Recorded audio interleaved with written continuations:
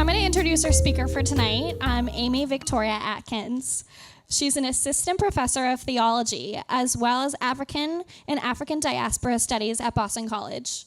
She specializes in Mariology and womanist Black feminist thought. Amy grew up on a farm in rural Virginia. She received her bachelor's degree from the University of Virginia, her master's of divinity degree from Duke Divinity School, and her doctorate from Duke University.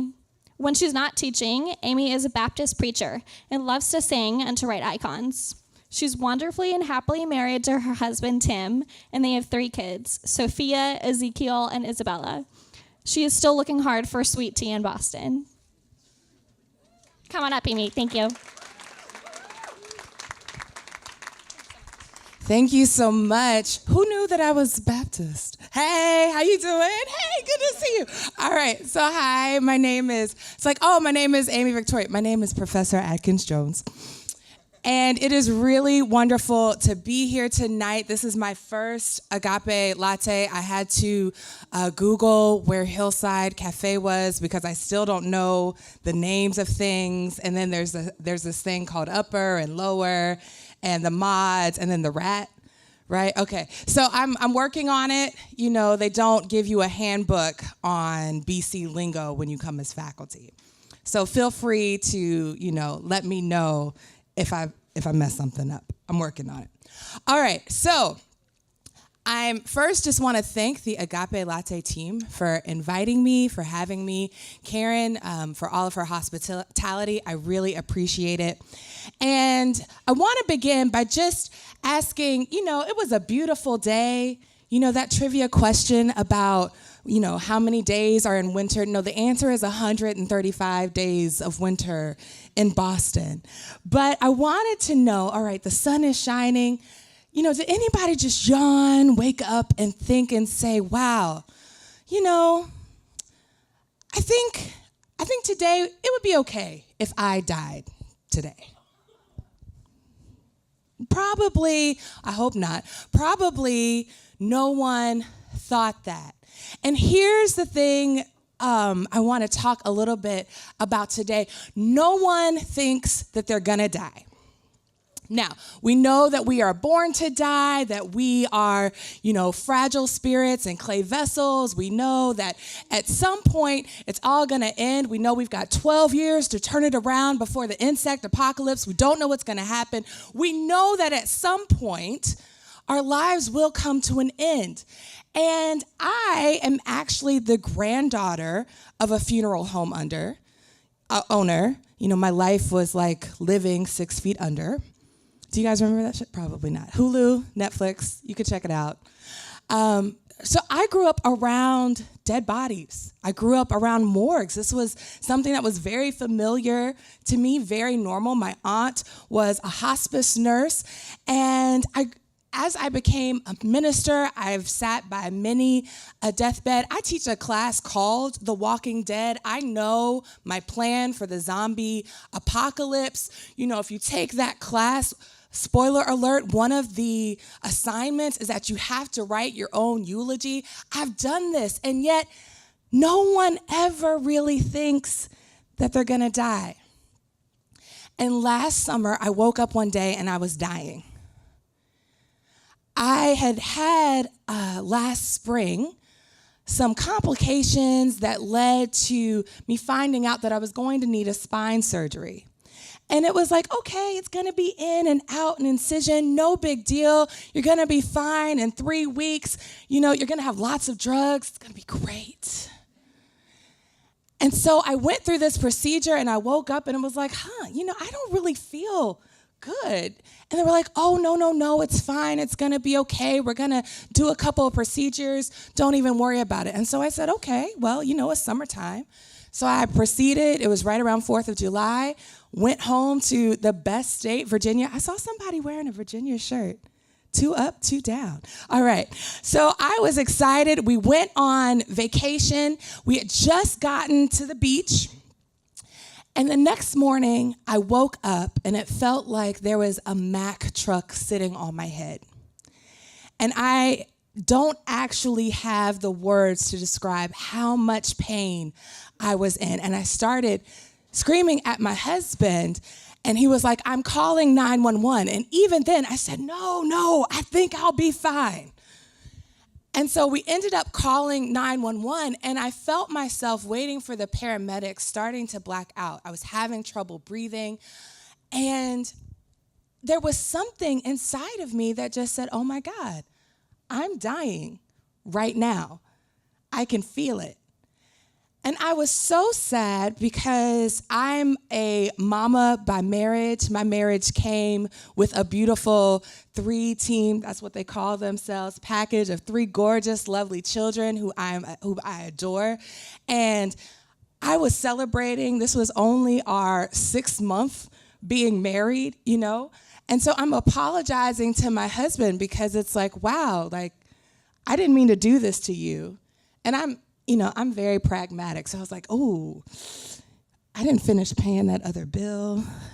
Shoot, I'm sorry, babe. But I'm telling him, I'm so sorry. And please tell my parents I love them. And please tell your parents that I love them too. And please tell the kids all of the things. And he was like, no, stop it. But I was like, no, I need to say this because I feel myself this isn't going to get better. I actually had a really strange sense of calm in that moment. But I knew that something was wrong. Fast forward, it turns out that in that spine surgery that was supposed to be in, out, bada bing, bada boom, I had gotten a tear in the lining of my dura, right, what surrounds our spinal cords, and that tear had been leaking spinal fluid. I had it pouring out of my incision by the time the paramedics came. And in that moment, or during that surgery, I had contracted bacterial meningitis. And no one knew it. So thank God that I'm rushed to the hospital and the neurosurgeon notices. I woke up in an ICU with a drain in my back, not allowed to lift my head more than 10 degrees, surrounded by people in gloves and masks. My children couldn't see me. My family couldn't see me. Only my husband could see me. And I wasn't sure what had happened. When you have a tragic experience like that, it doesn't matter that I was a marathon runner. It doesn't matter that, I don't eat meat. It doesn't matter that I have more degrees than, I can afford. It doesn't matter that, I love God and God loves me. In a moment like that, everything that you think you know about life, you realize you have no idea. I was a person who felt like I had incredible boundaries already, that I had my priorities straight. I'm the kind of person, my students, I tell it like it is.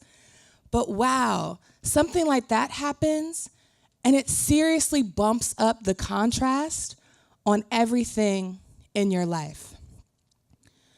So my question today that I want to think with you all about, you're the best and the brightest, you're the hope for our future. I want to think about what would your life look like if you were living your life as if you were ready to die.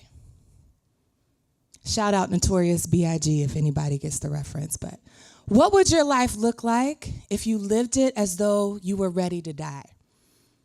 Now, this isn't a morbid talk, because I'm here. Hallelujah.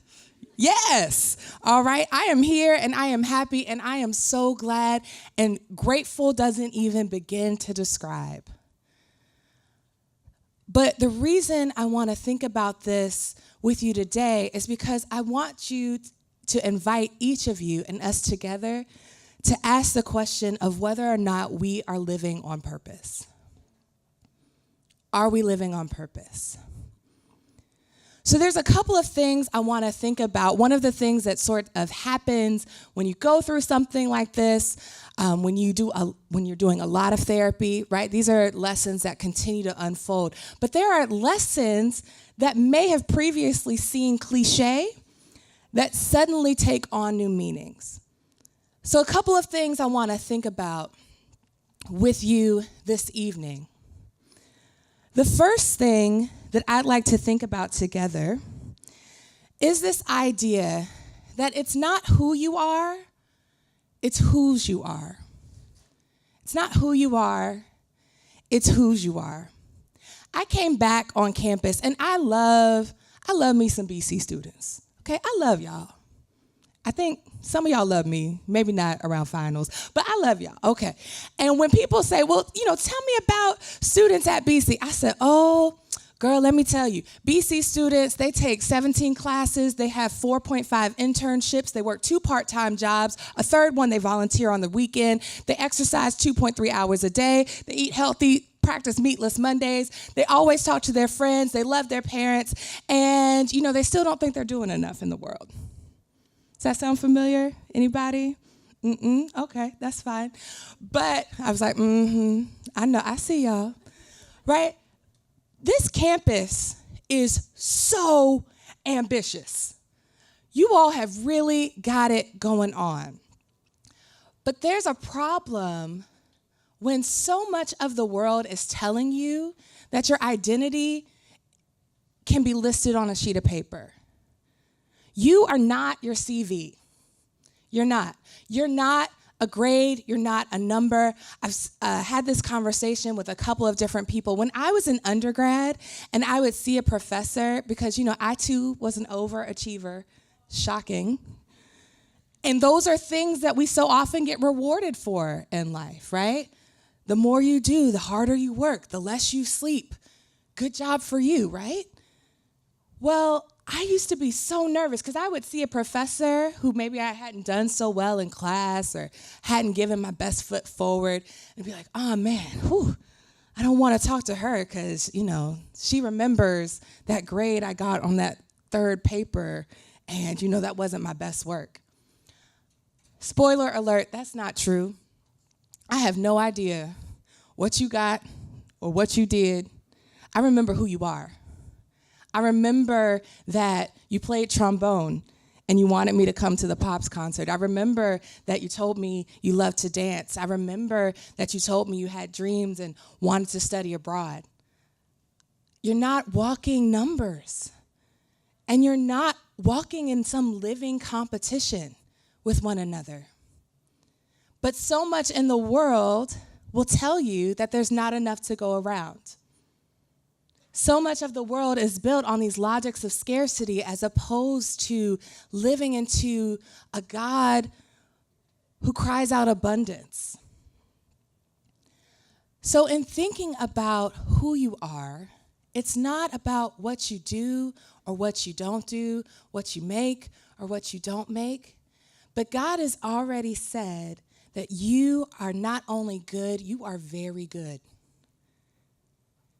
God has already said that you are sacred and worthy and have value in so many different respects. So when I get on campus, and tell me if I don't have this right, but this whole BC Perfect thing, you can guess how I feel about that. And I want to remind you that even though one of our mottos is ever to excel, excellence and perfection are not the same thing. Being perfect is not a worthy goal. When you are on your deathbed and you're thinking back about the things you regret, I promise you it's not that you spent 2 more hours studying for that midterm. It's that, I wish I had called my mom. I wish I had told that person I love them. I wish that I took a little extra time away from work, and just had a little more play with my kids. It's not who you are, it's whose you are. When we know who we are and whose we are, it shifts how we interact, not only with how we love and care for ourselves, but how we love and care for one another. And it doesn't take rocket science to know that we're in a community that needs to love and care for one another. The things that are happening on this campus, the things that are happening in our world, the things that are happening in this city, numbers aren't going to change the world. At BC, you've been called to go out and set the world aflame. But if you've been in my classes, you know, it's hard to set the world aflame when it looks like the world's already on fire. It's not just who you are, it's whose you are. The second thing that comes to mind is that it's not good for humans to be alone.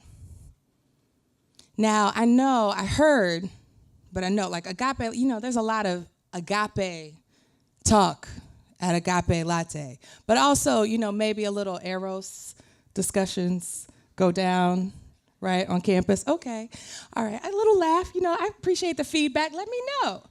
All right. But it's not good for humans to be alone. Not just dating, not just marriage. I mean, if you want a BC love story, I hope that you get it by all means. But it's not good for any of us to be alone. And everything in society is going to tell you that you are in competition with your neighbor, with your best friend, with your roommate, with that other girl in class, that there's not enough. And none of that is true.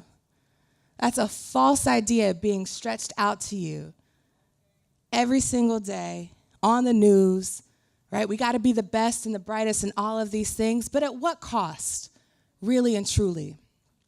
When I was sick, let me tell you that one of the most important things to me that happened that I never realized were all of the people who were praying for me. I cannot explain how alone it feels when you can't even lift your head and you need help to move 1 or 2 inches in either direction. And truth be told, the only thing on TV is botched. Not inspiring. But it's not good for humans to be alone. And my husband read every single day the emails that I got from my colleagues. The emails that I got from people here who I didn't see every day. The emails that came from people in our church, the poetry that people sent. I even got emails from students who had been signed up for my class who I had never met. And I don't even know how they had gotten word that something tragic had happened to me. But you and your colleagues emailed me saying that they were praying for me.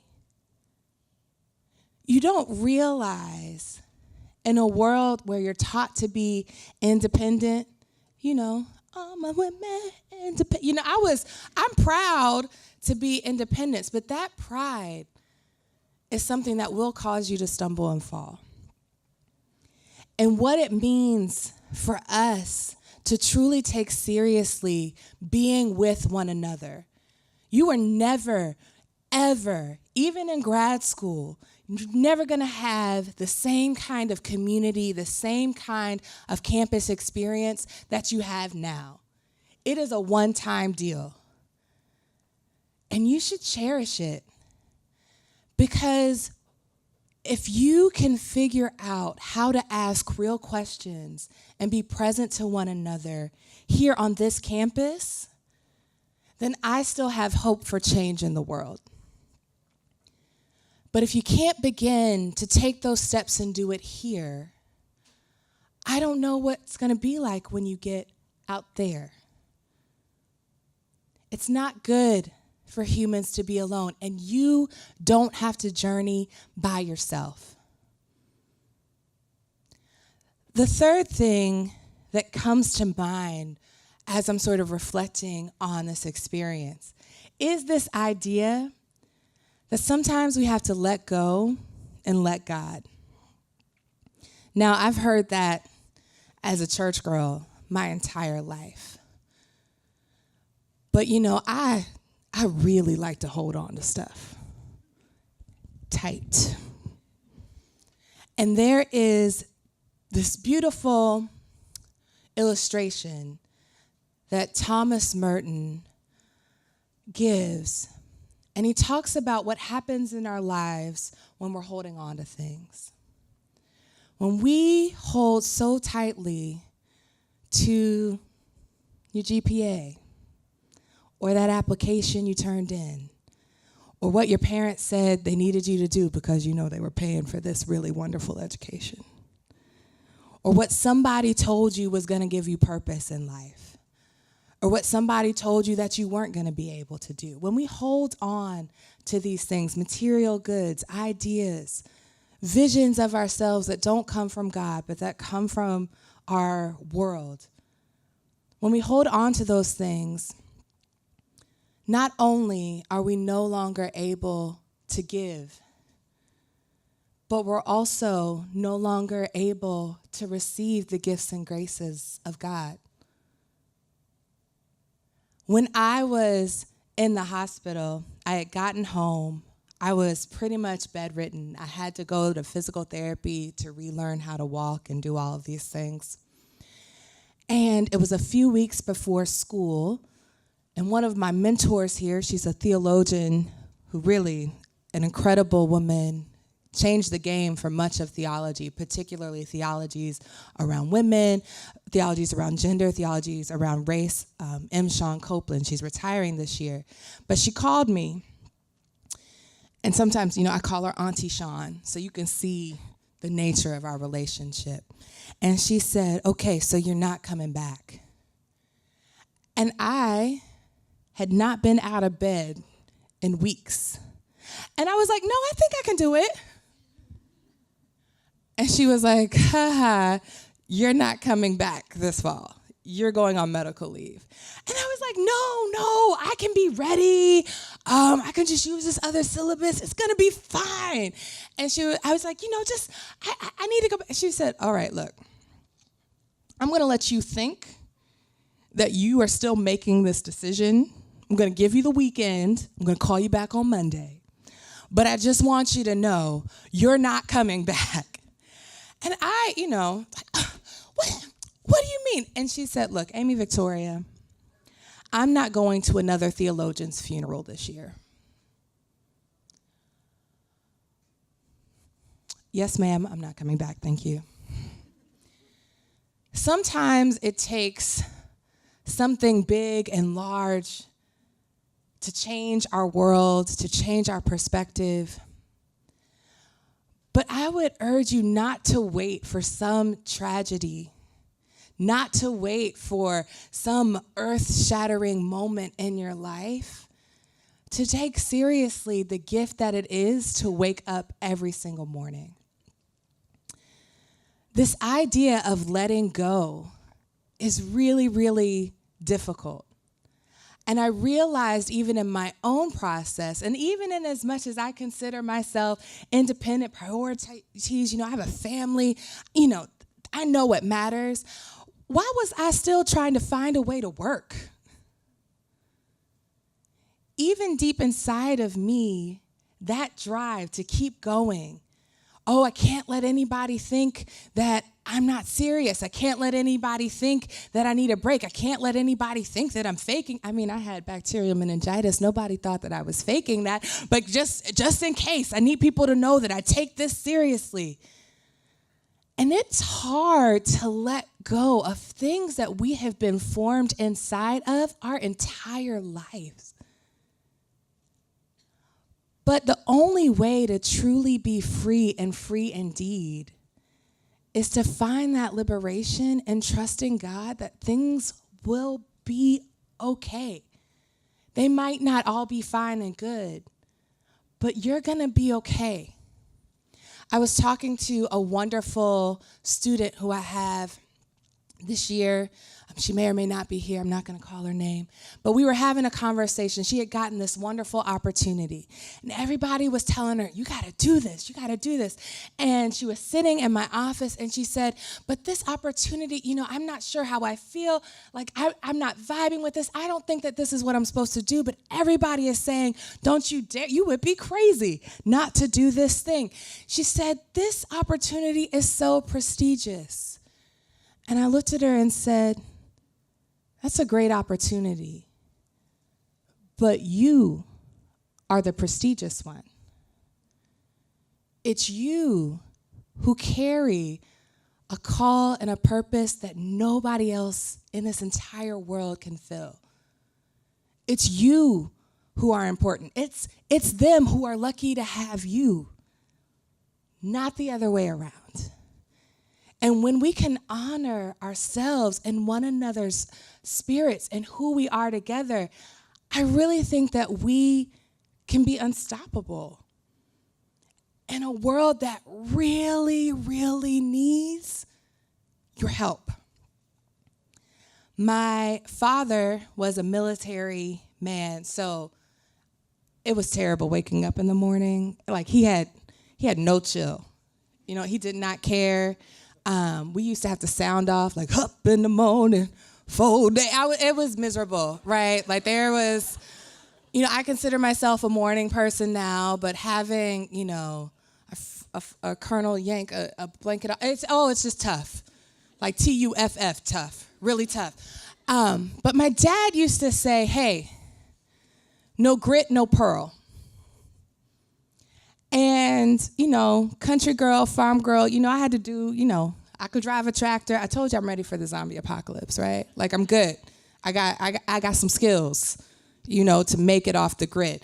But he used to say no grit, no pearl.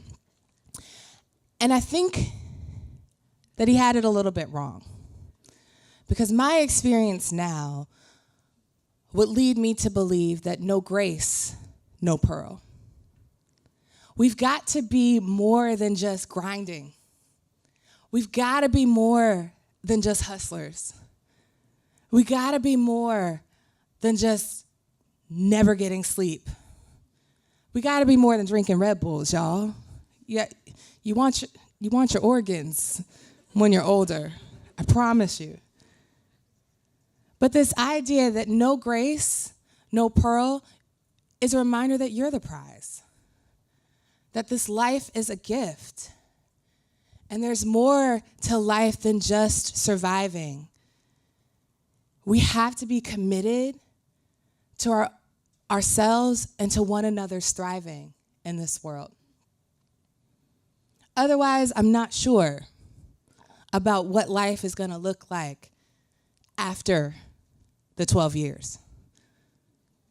We know that the 12 years is coming. It's going to take place. But we have to think about what comes after. So, as I said, this hopefully is an invitation for each of you, for all of us together, to think about whether or not we're living our lives on purpose. And to think about, if you're not, why? And if you think that you could do a little bit better, seems like today, tonight, might be a great time to start. Especially all of you seniors out here. Some of y'all are, you know, writing theses. Like, oh my gosh, but I wanted to have fun with my friends. But there's no better time than now to start, because tomorrow really isn't promised to any of us.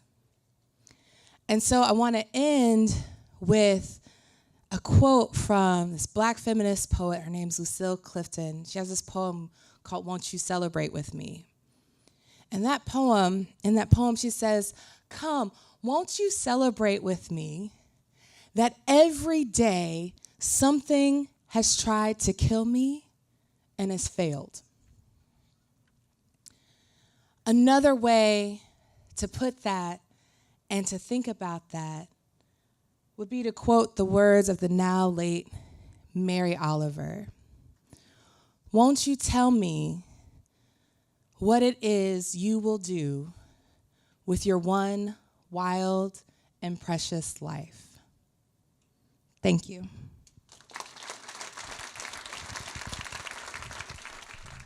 I think, like, as you were talking about, as BC kids, like, we're afraid to take that leap to focus on relationships rather than keep grinding and grinding, because we're afraid about, like, what will happen if we do that. So do you have, like, any advice or maybe, like, a personal story of how, like, your work-life balance changed after the event and, like, how that affected your relationships?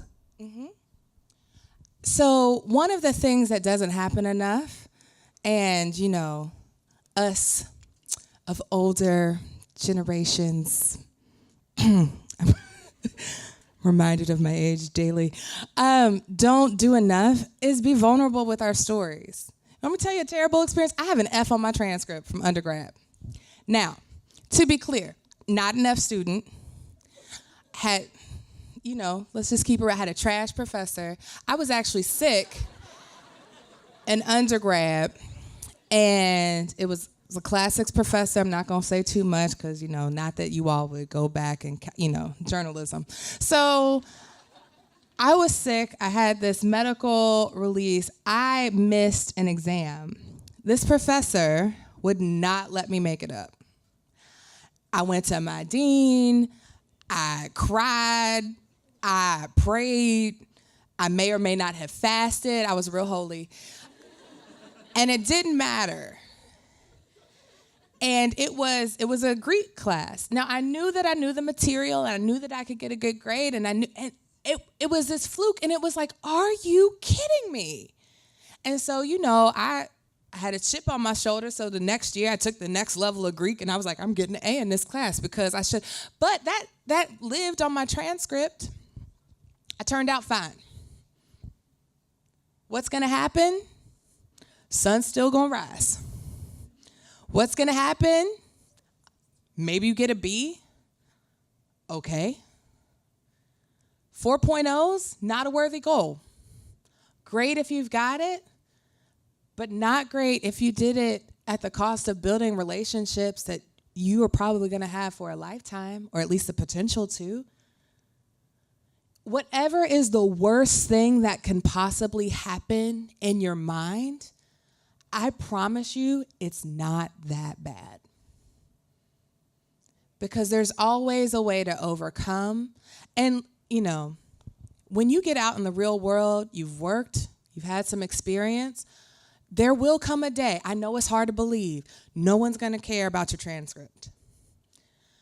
No one's going to look at how much community service you did. No one's going to want to know how many clubs you were involved in. Now, those are great experiences. It's just that you shouldn't do them trying to build a resume. You should find the things that you care about and that you're passionate about and that give you life. Because when you're doing the things that give you life and when you are walking in the world as a whole person, that's when you're able to bless other people. Y'all are smart. Everybody in here can get a job.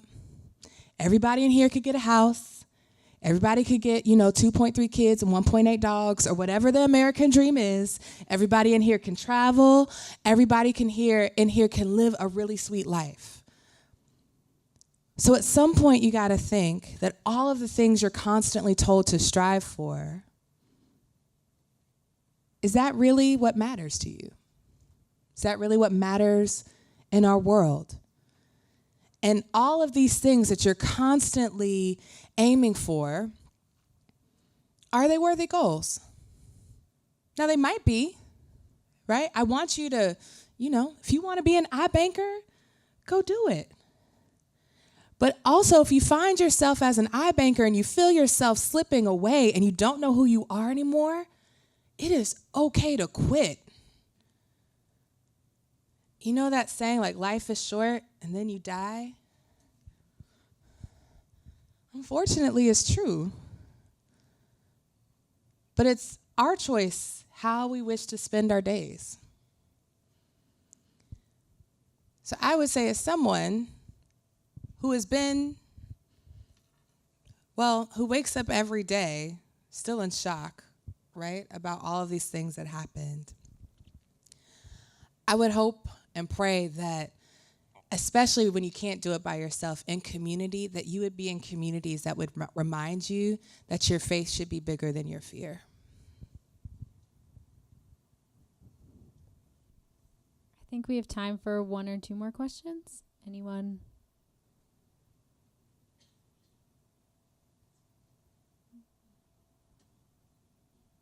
All right, then. I guess we'll give one more. Oh, no. So you kind of touched on this a little bit, but if you have specifics, that'd be awesome. If you and when you, because you probably do, we all do, find yourself falling into those kind of like mind races or ruts, like I'm doing something wrong or I'm not doing enough or I should be doing X, Y, Z, like, is there something like a saying you give yourself or a way that you remind yourself that like, yes, everything is okay, and like remind yourself that life is such a blessing and I'm so grateful for it? Like, what do you give yourself to kind of trigger kind of that peace that you need? I think that there are a couple of things. One, I have implemented in my life a lot of meditative practices, right? Time to reflect, particularly as I start my day and end my day. Because let me tell you, if I wake up and I touch my phone first, I'm going to be stressed within an hour. Bet. But if I wake up and I take a moment just to breathe, if I take some moments to quiet my mind, if I don't scroll Instagram, if I don't scrolly before I get out of bed, even the smallest things, right? Like having a moment to not be distracted, and certainly not be distracted by these platforms that are constantly bombarding you, one, with horrible news or fake news or alternative facts or FOMO or what everybody else is doing. And wow, like she woke up like this. I didn't wake up like that. You know, it's 5:36 a.m. and I'm already doing it wrong, right? So limiting these distractions and making choices, for me, that if something is not adding clarity to my life, but adding clutter to my life, I'm going to recondo that. Let it go. You know, Frozen 2 is coming out. Let it go. Let it go. The other thing that I would say is I make time for friends. And I tell my friends to hold me accountable, right? Like I needed someone to tell me that I was not coming back to school. In my mind, I couldn't walk, but I was going to be on campus. I needed someone to help me see myself, right? You got to have good friends. You got to have good people in your life, people who know what's up. Because even when you can give great advice to other people and share your wisdom, you can see it for somebody else. Like, girl, you are beautiful. That's right. You are made in the image of God. And oh my God, do I need like Botox or something? What is going on, right? Like, it's not always the same like when we're looking at ourselves. So that community piece, I think, is incredibly important. The other thing that I do that's really important in my life are the things that give me joy and give me peace. I think that those are things that are different for everyone, but my musical selections are very serious. And when I'm listening to music and what I'm listening to, if you ever come in my office, you know, my office smells like an Anthropologie store on purpose. There's always music going on in the background. There are always like ambient setting, these things that matter to me and that remind me of the entire gamut of emotions and things that I'm feeling, but also give me hope and lift my spirit.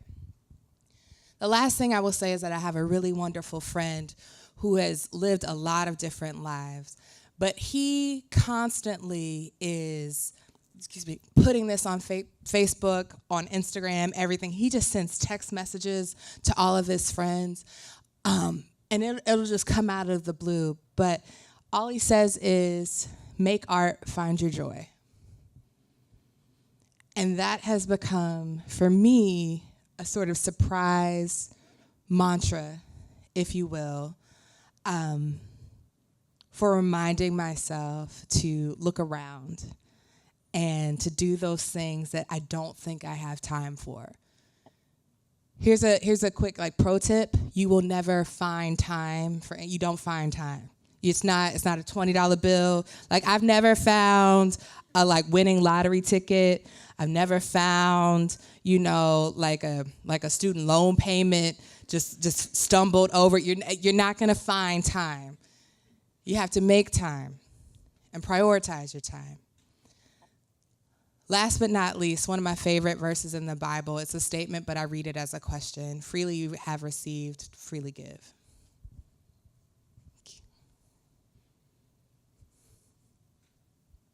Do I get to call? Okay.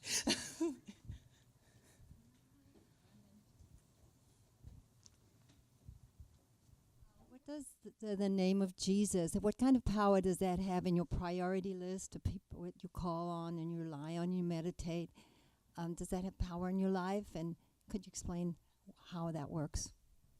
Yeah, I mean, I believe in a resurrected Christ. So for me, that means that there's no situation too dark, too dead, too foregone that cannot be redeemed. I had someone ask me, about this 12-year thing in a class and say, is the world going to end? Like, what do you think's going to happen? And I said, well, every generation, and rightly so, has thought that the world was going to end. But what I have always understood is that it's never been tyranny of the majority, top-down change that has given us hope for a future.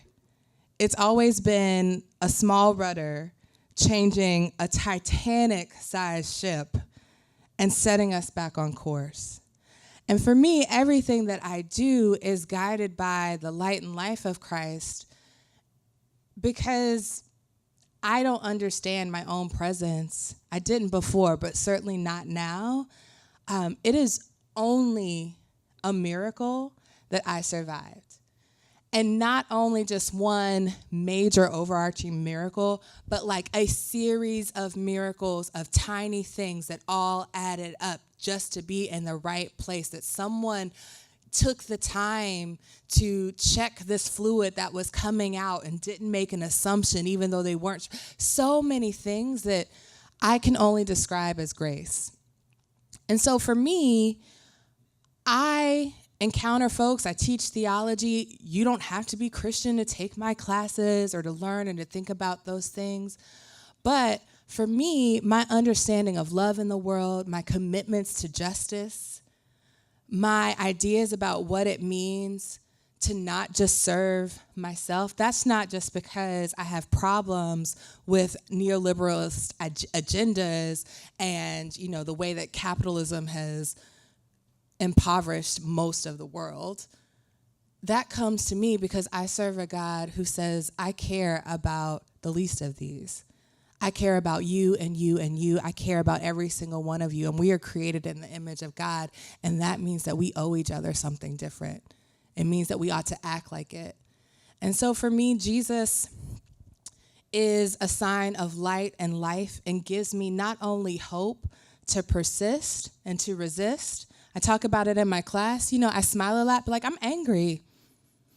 I know I sound real calm. I'm angry about a lot of stuff. Y'all watch the news? Y'all not angry? I'm angry. Got a lot of anger, real upset. But nothing can steal my joy either. And for me, that's deeply rooted in my understanding of who Christ is.